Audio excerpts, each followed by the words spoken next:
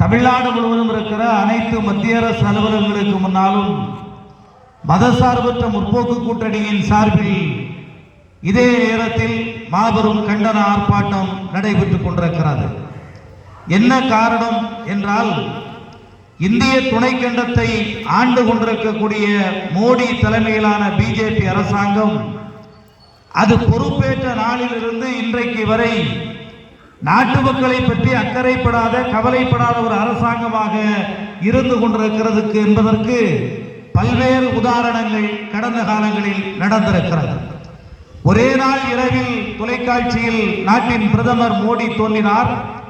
தோன்றியவர் சொன்னார், நாளையிலிருந்து 500 ரூபாய் 1000 ரூபாய் நோட்டுகள் செல்லாது என்று அவர் அறிவித்த பொழுது தன்னுடைய கையில் சேர்த்து வைத்திருந்த 1000-500 ரூபாயை வேறு வகை நோட்டாக மாற்றிக்கொள்வதற்கு பேங்க் வாசலில் காத்திருந்து செத்து போனவர்களினுடைய எண்ணிக்கை மட்டும் இந்த நாட்டில் 150 பேருக்கு மேல் ஆகும்.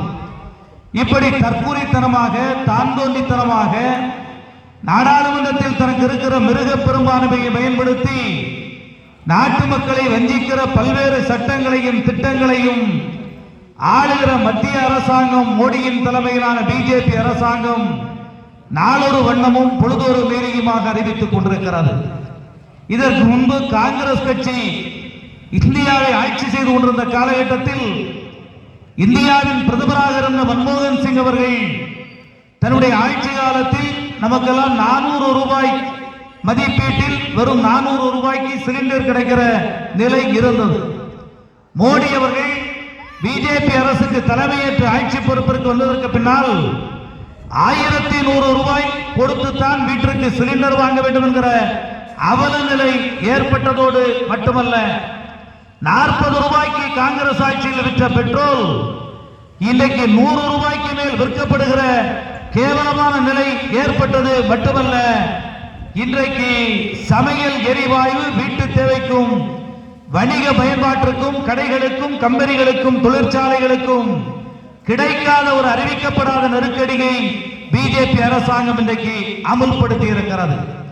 இங்க இருக்கிற பெரியவர்கள், தாய்மார்களை, நடுநிலையாளர்களிடத்தில் நாங்கள் பணிவோடு கேட்டுக்கொள்வது, ஒரு அரசாங்கம் என்பது நாட்டு மக்களினுடைய அடிப்படை தேவைகளை நிறைவேற்றி கொடுக்கக்கூடிய பணியை தலையாய பணியாக கொண்டு நிறைவேற்றி தர வேண்டும்.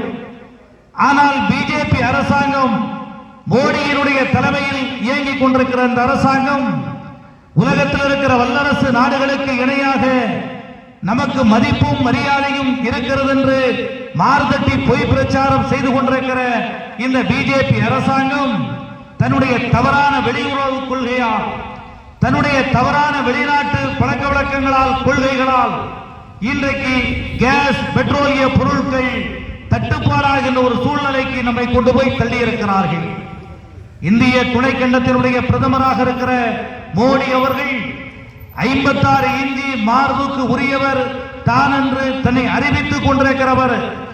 இந்தியாவில் எவனுக்கும் பயப்படாத வல்லரசாக இந்திய துணைக்கண்டத்தை உருவாக்கி கொண்டிருக்கிறேன் என்று நாட்டு மக்களை ஏமாற்றிக் கொண்டிருக்கிற பிரதமர் மோடி அவர்கள் அமெரிக்காவினுடைய அரைவேக்காட்டு அதிபர் டிரம்பிற்கு கைகால்கள் அமைக்கி விடுகின்ற வேலையை சர்வதேச அளவிலே செய்து கொண்டிருக்கிற காரணத்தால் தான் இன்றைக்கு இந்தியாவில் கேஸ், பெட்ரோலிய பொருட்களுக்கு தட்டுப்பாடு ஏற்பட்டிருக்கிறது. அமெரிக்க வல்லாதிக்கத்திற்கு இந்திய துணைக்கண்டம் துணை போகிறது என்கிற ஒரு நிலைப்பாட்டை எடுத்ததற்கு பின்னால் தான் சர்வதேச அரங்கத்திலிருந்து, ரஷ்யா போன்ற நாடுகளிலிருந்து நாம் பெற்று வந்திருந்த கச்சா எண்ணெயையும், கேஸையும், பெட்ரோலிய பொருட்களையும் நீங்கள் வாங்கக்கூடாது என்கிற ட்ரம்பினுடைய மிரட்டலுக்கு இந்தியாவினுடைய பிரதமர் மோடி அவர்கள் பயந்து தொடையிலடங்கியதை ஒத்துக்கொண்ட காரணத்தால் இன்றைக்கு ரஷ்யாவிலிருந்து நமக்கு கேஸ் பொருட்கள் வரவில்லை. வேறு நாடுகளிலிருந்தும், வளைகுடா நாடுகளிலிருந்தும் பெறக்கூடிய ஒரு சூழ்நிலையில் நாம் இன்றைக்கு இல்லை.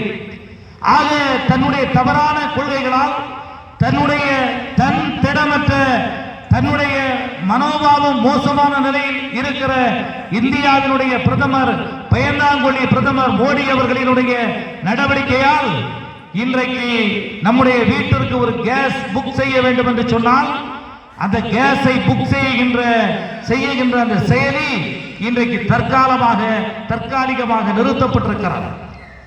அதையும் தாண்டி ஏதாவது ஒரு வழியில் கேஸை புக் செய்தால் வழக்கமாக ஓரிரு நாட்களில் கிடைக்கக்கூடிய சிலிண்டர் 1 மாதம் கழித்துதான் கிடைக்கும் என்று அறிவிக்கிறார்கள். 1500 ரூபாய்க்கு ஹோட்டல் பயன்பாட்டிற்கு வாங்கக்கூடிய சிலிண்டர் மோடியினுடைய ஆட்சியில் கள்ளச்சந்தையில் 3000 ரூபாய்க்கு விற்கப்படுகிறது என்று சொன்னால் பிஜேபி காரன் இடைத்தரகராக இருந்து கொண்டு இந்த கேஸ் சிலிண்டர் விவகாரத்தில் கோடிக்கணக்கில் இன்றைக்கு சம்பாதித்துக் கொண்டிருக்கிறார்கள் என்பதுதான் உண்மை. ஆக நாட்டு மக்களினுடைய அடிப்படை தேவைகளான கேஸை உரிய முறையில் பெற்றுத்தர தவறியிருக்கிற மத்திய பாஜக அரசையும் அந்த அரசிற்கு ஊன்றுகோலாக உற்ற நண்பனாக தமிழ்நாட்டில் திகழ்ந்து கொண்டிருக்கிற எடப்பாடி பழனிசாமி தலைமையிலான அதிமுகவையும் கண்டித்துதான் இந்த மாபெரும் ஆர்ப்பாட்டம் இன்றைக்கு நடைபெற்றுக் கொண்டிருக்கிறது. இந்நாட்டில் ஆண்மை உணர்வோடு மோடி அரசினுடைய தவறான கொள்கைகளையும் நடவடிக்கைகளையும் தட்டி கேட்கின்ற தன்னேரில்லா தலைவர் தமிழ்நாட்டினுடைய முதலமைச்சர் முத்துவேல் கருணாநிதி அவர்களினுடைய தலைமையில் 7வது முறையும் தமிழ்நாட்டில் திராவிட முன்னேற்ற கழக ஆட்சி அமைந்து ஆளுகிற மோடி சர்க்காருக்கு தெற்கிலிருந்து சிம்ம சொப்பனமாக விளங்குவதற்கு நீங்கள் பேராதரவினை தர வேண்டும் என்று உங்களை பணிவோடு கேட்டுக் கொள்ளுகிற இதே நேரத்தில் எந்த தகுதியும் தராதரவும் இல்லாமல் நாட்டு மக்களை வஞ்சித்துக் கொண்டிருக்கிற மோடி அரசே, நீ கீழே இறங்கு, நீ பதவி விலகு என்று உன்னை இந்த கண்டன முழக்கத்தின் வாயிலாக இந்த போராட்டத்தின் வாயிலாக கேட்டுக்கொண்டு கண்டன ஆர்ப்பாட்டம் வெற்றியடைய வாழ்த்தி விடைபெறுகிறேன். நன்றி, வணக்கம்.